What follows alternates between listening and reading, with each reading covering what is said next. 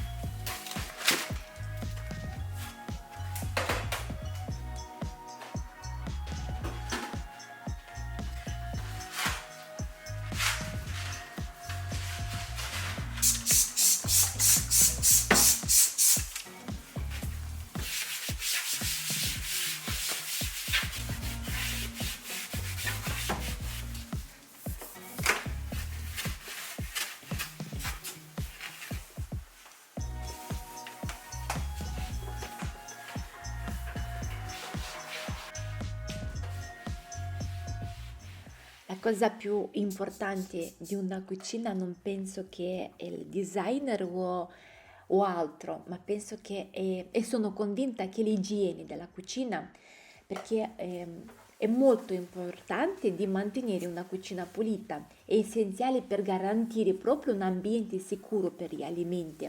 Io per la mia cucina ho scelto elettrodomestici facili da usare e da pulire.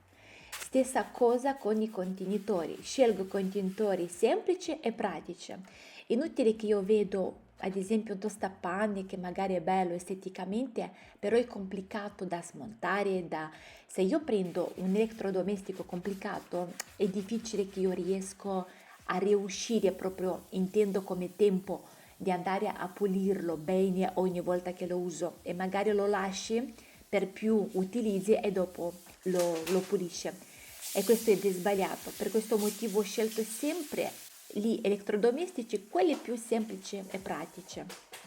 Mi piace ogni tanto, quando vado a fare la spesa soprattutto, mi piace di lavare proprio i contenitori trasparenti che conservano i miei alimenti. Il zucchero di canna tende a formare questi grumuli. Cosa faccio io? Lo metto per alcuni minuti in forno e dopo lo metto nel contenitore. Ogni tanto vado comunque a mescolare nel modo che si apre bene, no, queste palline e rimane anche più bello anche da usare e non si forma questa umidità.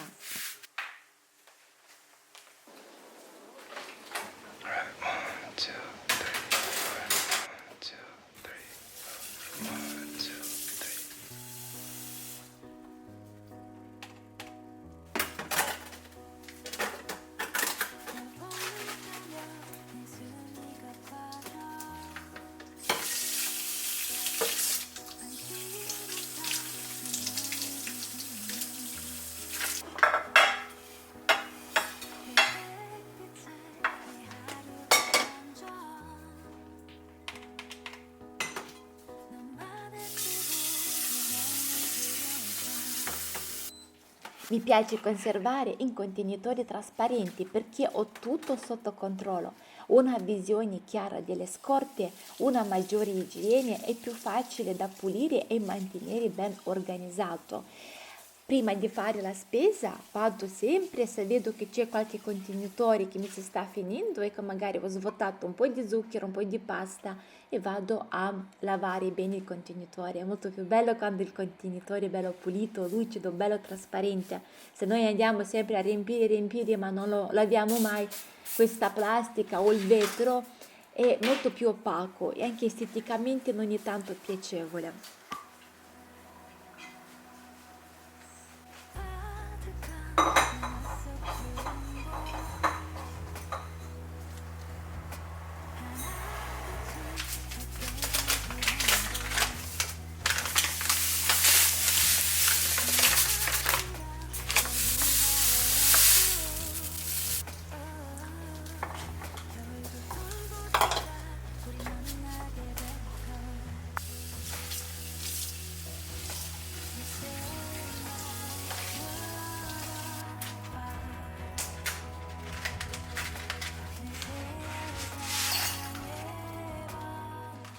Con questo tipo di organizzazione ottengo anche più spazio in dispensa e in cucina in generale, sfrutto al meglio ogni spazio.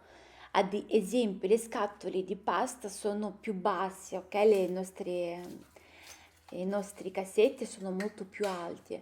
Invece questi contenitori trasparenti, ecco, sono molto più alti. Io diciamo lo riempio tutto in modo che un spazio, anche se viene più stretto, però viene più alto, ok?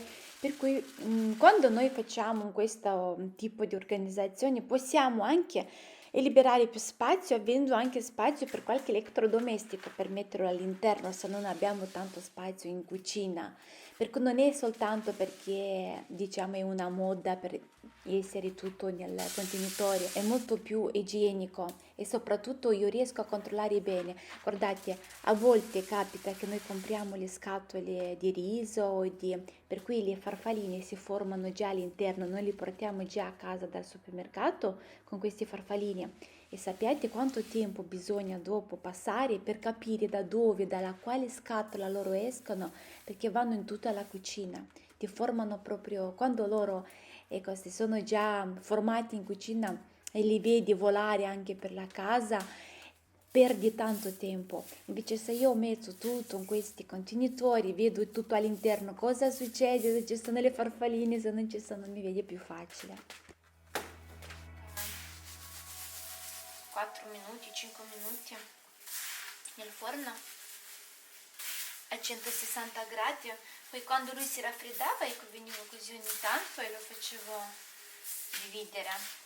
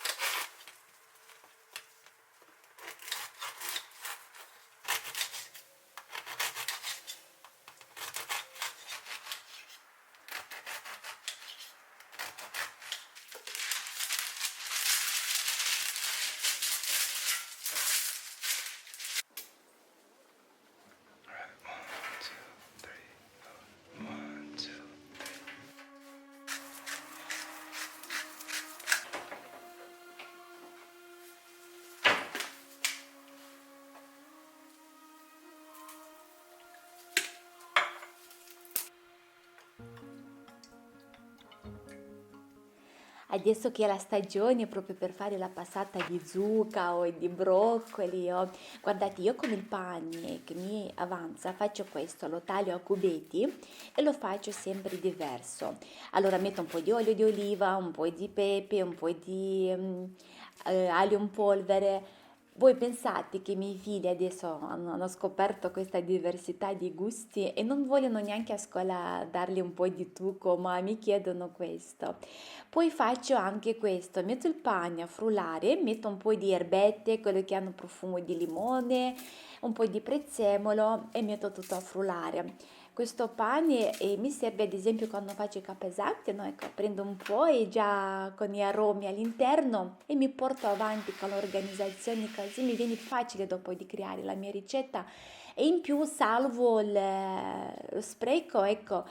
Allora, i crosticini di pane li faccio sempre diverse, ok? Ad esempio questa settimana se mi è avanzato un tot pane magari faccio con la salvia, la prossima magari con rosmarino, che faccio queste diversità, li metto tutti in un contenitore, poi quando io la sera faccio tipo la passata di zucca con carote, patate al forno, tutto, frullo tutto, poi sopra mettiamo un po' di crosticini diversi di gusto, è molto, molto buono, pratico e soprattutto acceleri veloce, no? Anche le tue ricette in cucina e ripeto i miei figli adorano, ecco, quando vogliono qualcosa per stuzzicare mi chiedono questi crosticini perché sono buonissimi.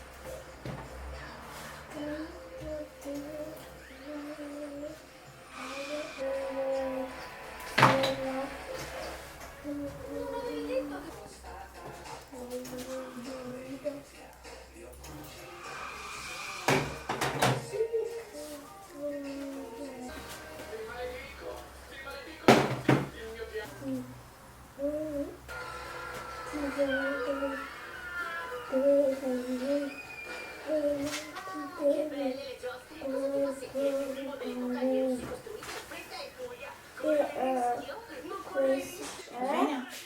Da mangiare. Sì, Cosa mangiamo? gnocchi. La ragù. Sì. Vestiti nel cassetto. Questa roba.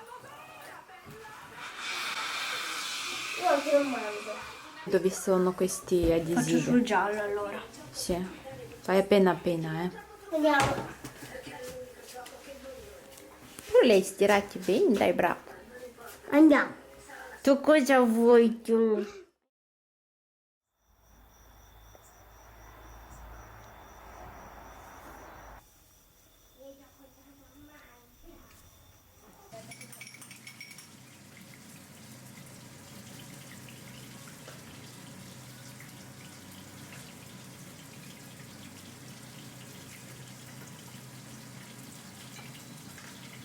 Non ti mangi il pesce allora?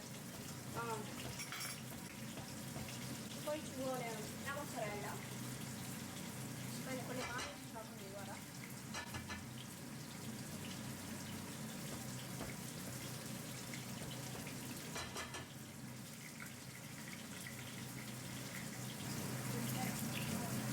Non è che finta così ci sono tipo altri ingredienti. Va bene, facciamo soltanto con salame. No. Ci metto tipo, come si chiama? Quello verde. Pesto? Sì, bravo, il pesto. Non ce l'ho pesto. Allora, i residenti della zona così questa richiesta. Devi guardare quando sarà pronta. È pronto?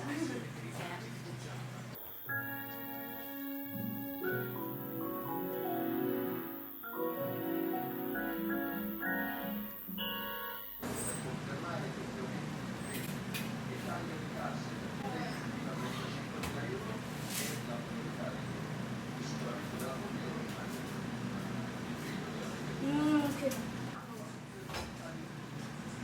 E il video a me non lo fai?